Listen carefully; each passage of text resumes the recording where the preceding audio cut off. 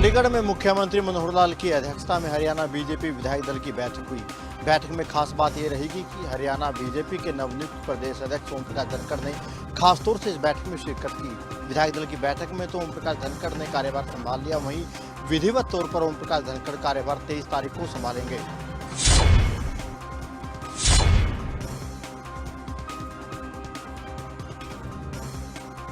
हरियाणा राजनीति में फिर से जान आ गई है।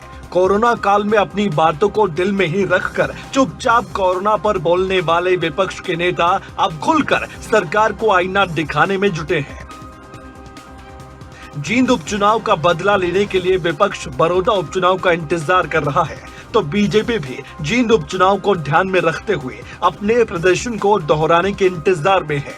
अब ये इंतजार ही तो है जो बहुत लंबा है। कितना लंबा ये तो चुनाव आयोग को ही मालूम है।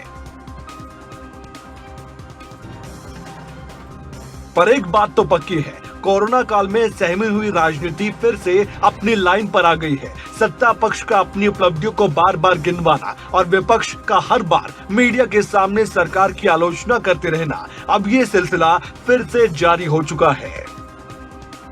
मौका था विधायकों की बैठक बुलाने का, लेकिन बीजेपी के लिए प्रदेश अध्यक्ष धनखड़ का स्वागत करने के मौके का भी फायदा उठाया गया। तो संगठन के पदाधिकारियों और सांसद के साथ साथ केंद्रीय राज्य मंत्री रतनलाल कटारिया को भी बुलावा दिया गया। सबकी जुबान पर बैठक से पहले ही बड़ौदा उपचुनाव का जिक्र था। दावा बड़ा था और चुनौती भी।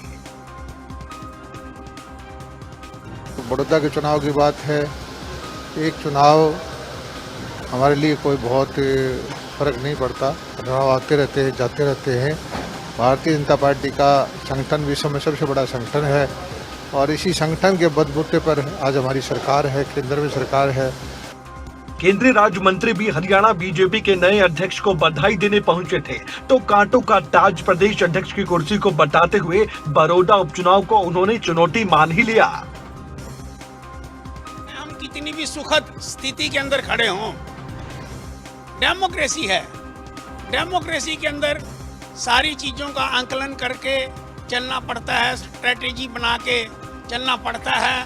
बड़ौदा चुनाव को जीतना ये हमारे सामने एक चुनौती है और उस सीट को बहुत बेहतरीन ढंग से हम जीतेंगे। यही नहीं, हरियाणा के गृह मंत्री ने भी बीजेपी की एकजुटता का संदेश दिया। स्वास्थ्य ठीक न होने के बावजूद भी बैठक में आना जरूरी समझा और नए हरियाणा बीजेपी अध्यक्ष को संगठनकर्ता बताया और पार्टी की आने वाले वक्त में और तरक्की होने की उम्मीद भी जताई। जो धनखड़ साहब हैं वो वैसे संगठन करता है, संगठन के आदमी हैं और उनको ठीक दायित्व दिया गया है और मेरे लिहाज से पार्टी बहुत तरक्की करेगी। बीजेपी ने तो अभी से बड़ौदा उपचुनाव के लिए जोर लगाना शुरू कर दिया है, लेकिन अब असल परीक्षा पूर्व कृषि मंत्री और मौजूदा बीजेपी प्रदेश अध्यक्ष ओपी धनखड़ की है। जिम्मेदारी बड़ी है और बीजेपी को जीत की पड़ी है। आगे क्या होगा ये तो वक्त ही बताएगा। बीजेपी विधायक दल की बैठक में बड़ौदा उपचुनाव, नगर निकायों के चुनाव और पंचायत चुनाव पर चर्चा हुई। साथ ही इस बैठक में सरकार और संगठन किस तरीके से बेहतर तालमेल के साथ काम करे, उस पर भी विचार विमर्श किया गया।